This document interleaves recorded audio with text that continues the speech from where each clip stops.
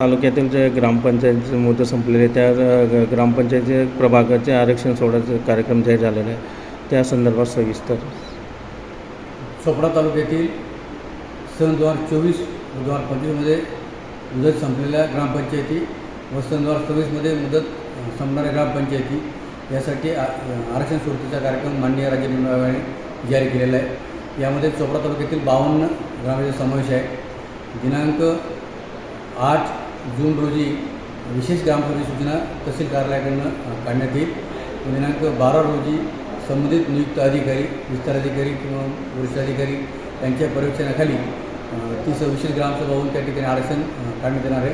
आणि नियुक्त जेवढे पर्यवेक्षक आहे तसेच तलाठी आणि ग्रामसेवक यांचे प्रशिक्षण दिनांक 5 जून रोजी सायंकाळी 5 वाजता आयोजित करण्यात आलेलं आहे. रावसाहेब, यासाठी हरकतीची तारीख वगैरे काय आहे?